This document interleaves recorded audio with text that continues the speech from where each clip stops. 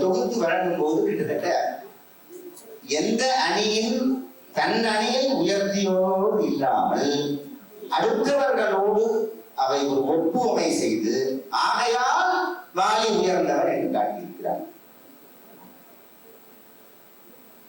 தீர்ப்புக்கு வருகிறேன். சில மணித்துளிகள் அதிகம் எடுத்துக் கொண்டால் ஐயாவிடமும் முதலிலேயே சொல்லிவிடுகிறேன், சற்று கொடுங்கள். ஏனென்றால்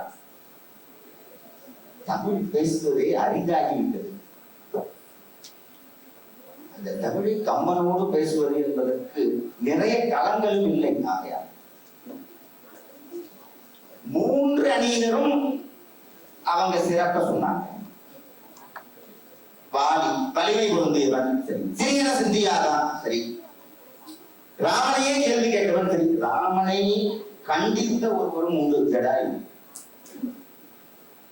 2 கரங்களை வெட்டிட்டாடா, அவன் தூக்கிட்டு போயிட்டான், இந்த உலகத்தையே அடிக்கிறான்.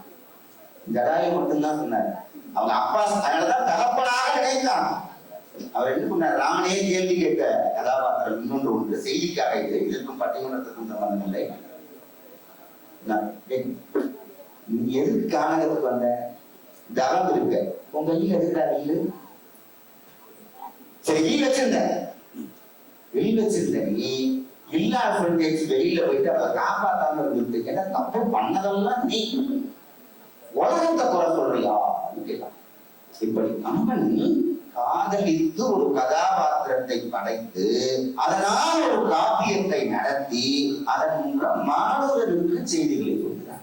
இது சரியா சரியா சரியா அப்படின்னு சரியை கேட்கிறான். இது தவறல்லவோ என்று சுட்டி காண்பிக்கிறார். அதற்கு அவனுக்கு கதாபாத்திரங்கள் தேவைப்படுகிறது.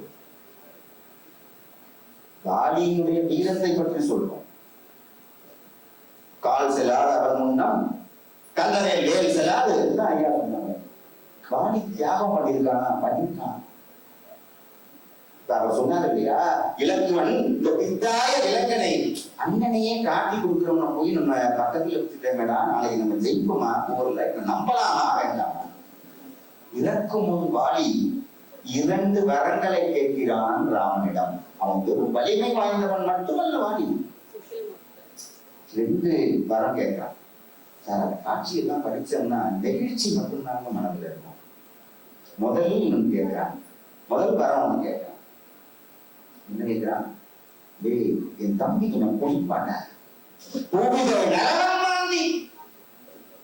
அதை குடிச்சிட்டான்னா புத்தி வேதலிச்சு போயிட்டான்.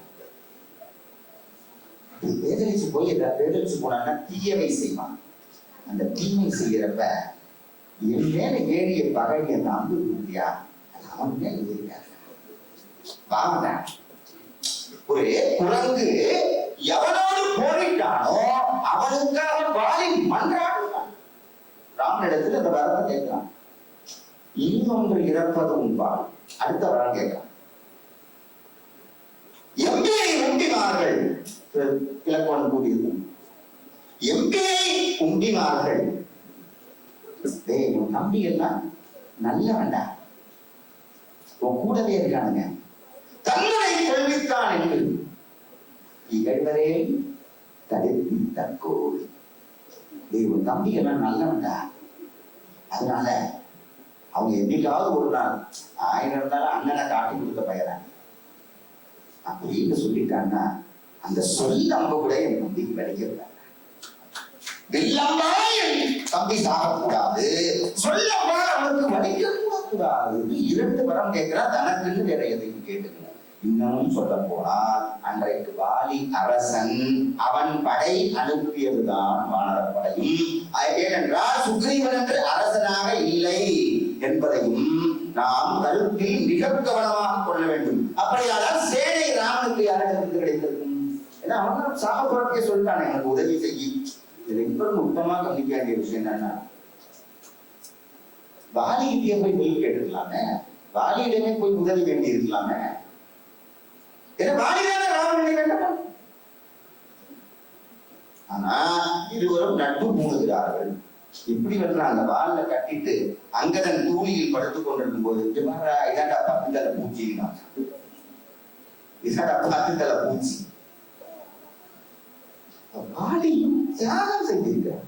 வாலி ஏதோ ஒரு வலிமையோடு மட்டும் இருந்தவன் அல்ல, ஆற்றல் கொண்டவன் அல்ல, மறைந்திருந்து தாக்கப்பட்டதால் பாவத்துக்குள்ளானவன் தான். கம்பன் அவனை உளவியல் ரீதியாகத்தான் படைத்திருக்கிறான். அவனுக்கு எதிரில் இருக்கிறவனுடைய பலம் தான் ஒன்று. இது ஆன்மீகத்தில் இல்லைதான். ஆனால் அதையும் தாண்டி தான் யாரோடு போரிட்டானோ அவன் உயிரையும் மானத்தையும் காட்டுகிறான். அப்ப அவன் கம்பனால் காதலிக்கப்படாமல் இருந்திருப்பானா? இதையும் நாம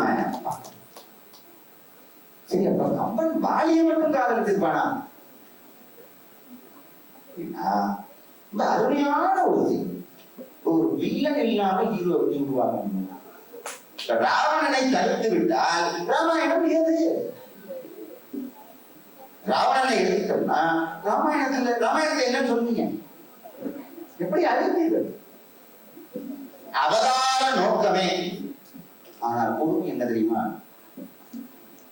யுத்த காண்டத்தின் முதல் நாள் போர் முடிபடலத்தில் தான் ராவணன்னா யாருன்னு ராவனுக்கு தெரியும், ராவணன்னா யாருன்னு ராவணனுக்கு தெரியும். அதுவரை அவர்கள் சந்தித்த இந்த கலந்து கொண்டு செல்கின்ற ஒரு தவறை தவிர இராவணனுடைய வரலாற்றை எடுத்து பார்த்தோமையானால் ஒரு சிறு கரும்புள்ளி இருக்காது. கவர்ந்து வருவதை யாருக்காக செய்யும்? பொய் சொன்னாலே அந்த இடத்துல பிரச்சனை உண்றதுக்கு அந்த ராமாயணம் அந்த ராவணனுக்கும் ராமனுக்கும் பகை வந்த தருணம் கவர்ந்து சென்ற பொழுது அல்ல. சூர்பனகை சொல்ற ஒரு பொய், ஒரே ஒரு பொய். என்ன பொய் சொல்றா? இவள் ராமனை விரும்பினாள். ஆனால் அங்கு சுட்டி காமிக்கின்ற போது எப்படி காமிக்கிறா? சீதைய உனக்காக கொண்டு வரணும்னு நினைச்சேன். உண்மைய சொல்ல இவன் கேட்கிறான், நீ செய்ய தவறு என்ன? நீ இழைத்த குற்றம் யார்? நீ என்ன செஞ்ச? மூக்க அறுத்திருக்கான், நீ என்ன செஞ்சன்னு கேட்கிறான். இவன் பொய் சொல்றான். எதை வச்சு பொய் சொல்றான்? இவ எந்த கடையில போனாலோ, பஞ்சு ஒளிர் பிஞ்சு குளிர் பல்லவம் மண்ணுக்கு போனாலோ அது அத்தனையும் சீதைக்கு இருந்துட்டான். அவன் அதை கற்பனை பண்ணி அந்த பாடல் போக போக போக போக எனக்கு ஒரு மோகம் பிறக்கிறது. மோகம் பிறந்து விட்டு கடைசியாக அவள் மோகத்தை அங்கு தீயாக மூட்டவில்லை, அவன் வீரத்தை வினாவாக. இத்தனை பேர் தேவர்களை அசுரர்களை இவங்களெல்லாம் கொண்டுட்டேன்னு சொல்ற, கேவலம் இந்த பெண்ணால அபகரிக்க முடியாதா? வீரத்தை வினாவாக. இந்த ஒரு வீரனுக்கு எப்பயுமே தன் வீரம் சந்தேகப்படப்படுமானால் கேள்வி பெறுவான் இல்லையா? அத ராவணனின் பாத்திரம் மூலமாக நான் கேட்கிறான். எல்லாரையும் வெற்றி கொண்டுட்டாங்க. இந்திரன் முதலான தேவர்கள்னா நவக்கிரக படியா போட்டு வச்சிருக்க, இவ்வளவு தெரிஞ்ச பொண்ணை தூக்கிட்டு வர முடியாது. அடுத்து ஒரு கேள்வி கேட்கிறார். இத்தனை பேர் இருந்து ஒரு சகோதரியை காப்பாற்ற முடியலன்னா அது வீரமா கேட்கிறாங்க. நம்ம இத்தனை பேர் இருந்து ஒரு சகோதரிக்கு நேர்ந்த கொடுமையை அதில் சரிதவரை அவன் பார்க்கவில்லை. என் சகோதரி அவள் மூக்கரப்பட்டு இருக்கிறாள். இப்ப நான் எப்படி முன்னெடுத்த விட முடியாது. ஆனால் இராவணனின் வீரம் சிறுமைக்கு உட்பட்டது. இப்படி இன்று போல் நாளை வா, மறுநாள் வந்தான யாரெல்லாம் அனுப்பணுமோ ஒவ்வொரு காயா கொடுக்குறான். இதான உண்மை. கம்பன் அப்படித்தானே காட்டுகிறான். இன்று போய் நாளை வா, அவன் போயிட்டான். வாரணம் பொழுதிய மாறும் என்ன சொல்லியாச்சு. ஆனா அவன் போயிட்டான். என்ன செய்திருக்கிறோம் ஒரு வீரன்? மறுநாளே வந்திருக்கணும். இப்படி குறைபாடு இருக்கிறது. ஆனால் நிறைவாக கம்பன் அவனை காதலித்து இருப்பானா அப்படின்னு ஒண்ணு சொன்னோம்னா அவன் இல்லாம அந்த கதையில அம்சமே இருக்கு. இப்ப காதலித்து இருக்கதான் வேண்டும். கம்பன்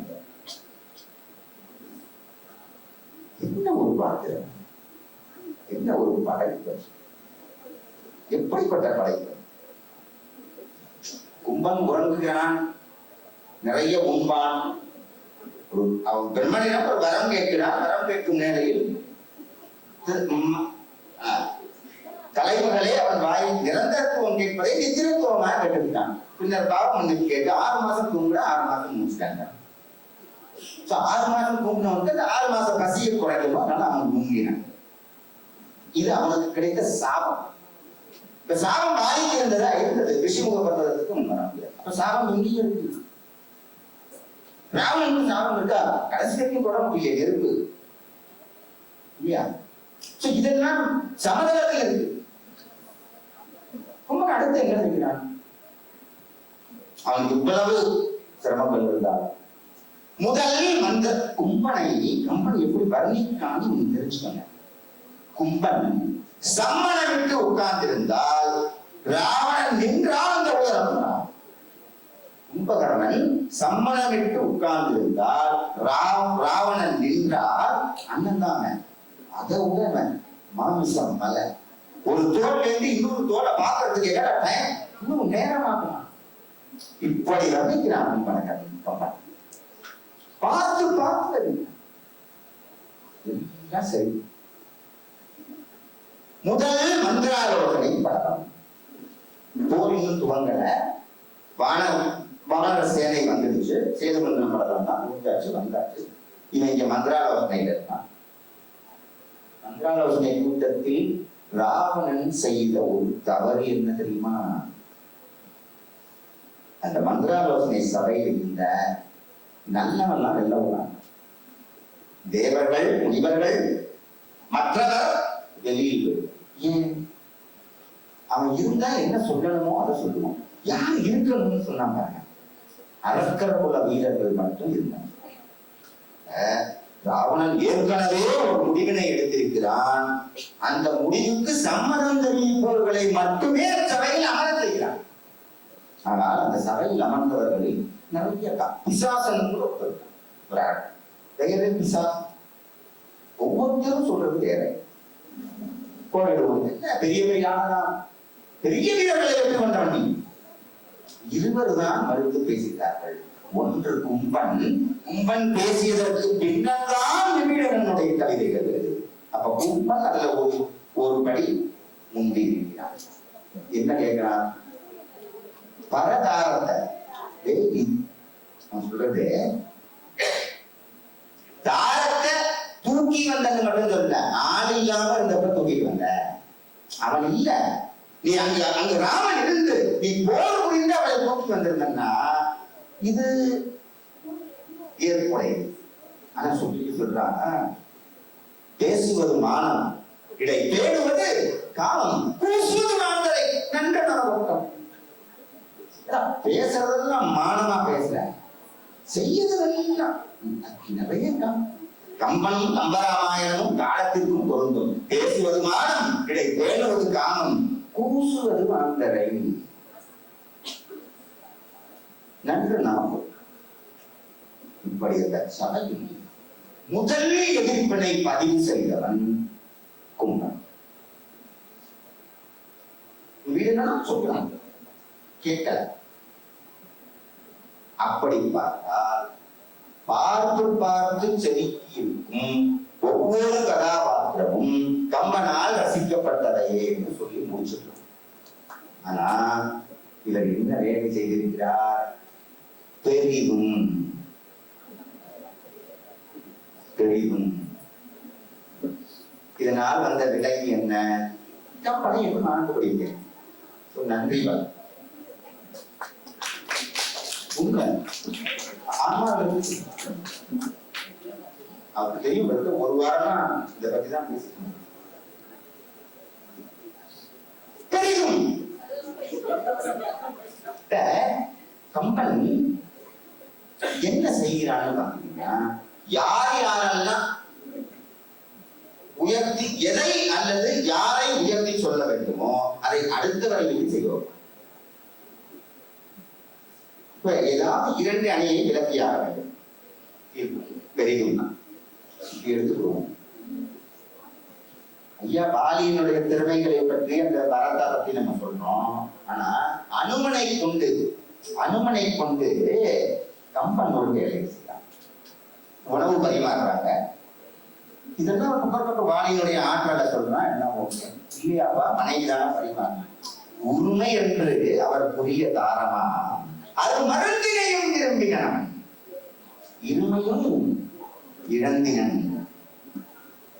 கர்மம் இங்கு இது கடவுளையே கடவுள்னு சொல்லிட்டான் அனுமன். அங்கேயே சுக்ரீவன் சொல்லல, அனுமன் உண்மை என்று அவர் புரிய தாரமா அது மருந்தினையும் விரும்பினான். அப்படி பார்த்தா பிறன்மனை நோக்கா பேராண்மை இல்லைன்னு சொல்லிட்டு இந்த கட்சியை எடுத்துக்கலாம். இது சொல்லிட்டோம்னாலே அந்த கட்சிக்கு வந்துடலாம். ஏன்னா பிறன்மனை நோக்கா பேராண்மை இப்ப கும்பலுக்கு பிறன்மனை நோக்கா பிறன்மனை நோக்கவில்லை. அப்படி சொல்லிவிட்டா அது காதலிப்பது பெரிதும் சொல்லிக்கலாம்னு சொல்லுவோம். ஆனால் இயற்கையா இருக்க வேணாம். நிறைய மாணவிகள் இயற்கையா இருக்குங்க. காதல் என்ன செய்யும் சொல்லுவோம். ஒருவன் அவங்க வீட்டுக்கு போறான், ஒரு பெண்ணையோ ஆணோ அல்லது ஆண் ஒரு பெண்ணையோ காதலிக்கிறான். முதல்ல வீட்டுல போய் என்ன சொல்லுவாங்க, நான் காதலிக்கிறேன்னு சொல்லிட்டு அந்த பொண்ணு மாதிரி இந்த உலகத்துல வேற எந்த பொண்ணுமே இல்லை. அந்த எத்தனையோ பசங்க கூட படிக்கிறாங்க, அந்த பையன் மாதிரி நான் யாரையும் பார்த்திருக்கேன். இதுதானே காதல் சொல்லுது. காதல் என்ன செய்கிறது? காதல் குறைகளை பார்க்கிறதா, இறைகளை மட்டுமே சொல்கிறது. அப்ப காதல்ங்கிற வார்த்தை வந்தோடனே இப்ப இந்த குறைபாடு என்கின்ற இரண்டை நாம் பேசக்கூடாது, இந்த மன்றத்தில் பதிவு செய்யக்கூடாது. காதல் அதோடு நின்று இருக்கிறதா? வீட்டுல இருக்கிற அம்மா அப்பா கொஞ்சம் முறைக்கிறாங்க. அடுத்து என்ன சொல்றோம், நான் பையன் அம்மாவையும் அப்பாவையும் பார்த்துக்க வேண்டிய கடமை ஆகுது பையனுக்கு. ஆனா பையன் என்ன சொல்றான், என்னோட அவன் நல்லா பார்ப்பான் சொல்றோம் இல்லையா? இந்த பொண்ணு என்ன சொல்லும், அவர் வீட்டுக்கு வந்தா மருமகனா இருக்க மாட்டாருமா, அப்பா மகனா இருப்பான். காதலியும் பொழுதுதான், கல்யாணத்துக்கு அப்புறம் அல்ல, காதலியும் பொழுதுதான். அப்ப முதலில் காதலிப்பவரை உயர்த்துவது காதல். முதலில் காதலிப்பது ஆணையோ ஆண் பெண்ணையோ பெண் ஆணையோ காதலிக்கிறவங்கள பத்தி சொல்றான், அவங்க நல்லவங்க, நல்ல பொண்ணு மாதிரி எங்க காலேஜ்லயே அதான் நல்ல பொண்ணு, இதுதான் ரொம்ப நல்ல பொண்ணு சொல்றோம், நல்ல பையன் இப்படிதான் சொல்றோம். அடுத்து என்ன சொல்றோம், அடுத்தவருக்கான குணநலன்களை உயர்ந்து காமிக்கிறோம். ஒண்ணு என்னோட நல்ல கடமையே உங்களதுதான்ப்பா, அம்மா அப்பா பார்க்க வேண்டியது நீங்க அங்க என்ன சப்ஸ்டியூஷனா கூட முடியும். ஆனா இதைத்தானே காதல் செய்கிறது. அப்படி காதல் அந்த வேலையை செய்கிறது என்றால் நாம் திறன்மனை பண்றதை அப்படின்னா இப்ப பார்க்க வேண்டிய அவசியம் இல்லை. பெரிதும் காதலிக்கப்பட வேண்டும் என்றால் உயர்த்தப்பட வேண்டும். எப்படி? போர்க்கோளம் கும்பகரனை எழுப்புறாங்க, எந்திரிச்சு சாப்பிடுறான், சாப்பிட்டு நேர வந்தன ராவணன் எதுவுமே சொல்லல, எடுத்து ஒவ்வொரு ஆடையா கொண்டு விடுறான், போர்க்கோளம் அழிக்கிறான். ஒரே ஒரு பாடல் தான், ஒரு பாடல் தான் அந்த கம்பன் நேர்த்தியாக செய்யப்படுது. ஒரே ஒரு பாடல். ஒரு கேள்விதான் கேட்கிறான், போருக்கு என்ன காரணம்? அவன் சொல்றான், அவங்க சொன்னாங்கல்ல, இரு மாநிலம் குழந்தை கூட்டமும் வந்திருக்கு, நீ போய் குச்சிட்டு இருக்கிறாங்க, இப்ப சாப்பிட்டு வராங்களா சார்? தோத்து போனதை சொல்லி சொன்ன, எப்ப நான் முதல் நாள் போருக்கு போனேன், என்னையே அவன் வென்று விட்டான், இந்த உண்மையையும் தான் மறைக்கிறான். ஒரே ஒரு கருத்தாக இருந்தான், சும்மா ஒரு ரெண்டு மாணவரும் ஒரு குழந்தை கூட்டமும் வந்திருக்கு, போய் நீ பொண்ணு விட்டு வா, இவன் அங்க சாப்பிட்டு வாங்க. இவன் காரணம் தானே கேட்கிறான். அப்ப சொல்றான், வரி கம்பன் கும்பனை எங்க உயர்த்துகிறான் தெரியுமா? எங்க உயர்த்துகிறான் தெரியுமா? அந்த பாடம் ரொம்ப அழகா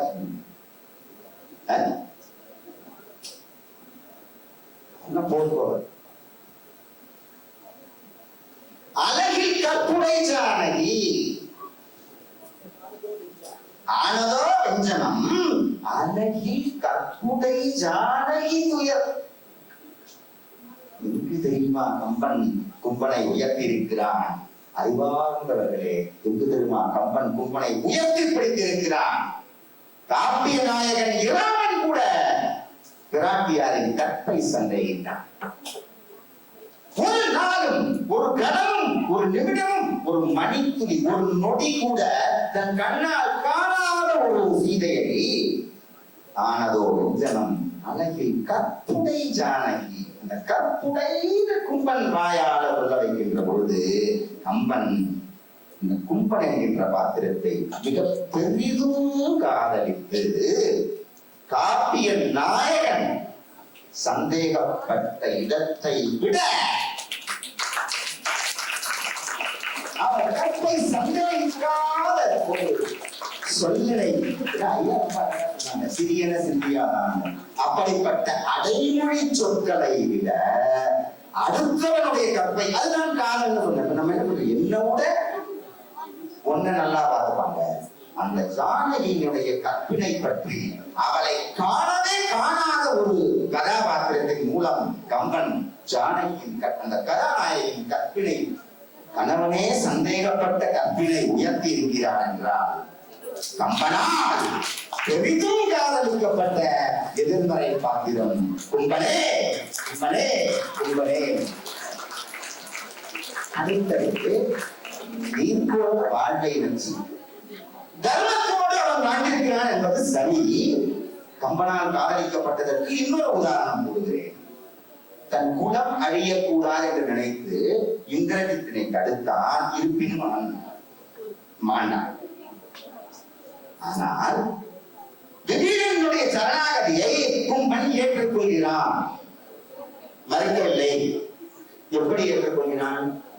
இங்க மொத்த அரசர் குலமும் அழிஞ்சிடும், ஆனா நீ ஒத்தனாவது எண்ணீர் இறைப்பதற்கு இருன்னு சொன்னதுக்கு அர்த்தம் என்னன்னா, அவன் ஒருவன் மிஞ்சினால் அந்த குலம் அழியவில்லை என்று நினைக்கின்ற ஒரு பேராண்மையை கம்பன் கும்பனுக்கு தந்ததால் இரண்டாவது இடத்திலும் கம்பனால் மிக பெரிதும் காதலிக்கப்படுகிறான். அவனுக்கு தர்மம்ல அண்ணனுக்கு போதிச்சா எல்லாம் பண்ணான். ஆனா இடையில் தன் குலம் அழியாமல் இருப்பதற்கு என்ன வேலையை செய்ய வேண்டுமோ, நீ சென்றது சரிதான், நீ சென்றது சரிதான்பா, நீ இங்கே இருந்த எல்லாம் சொல்லிட்டு கடைசியா சொன்னது என்னன்னாட்டே, அவனுக்கு சாப்பாடு போட்டான்ப்பா, சாப்பாடு சுத்தி காமிச்சிட்டான்.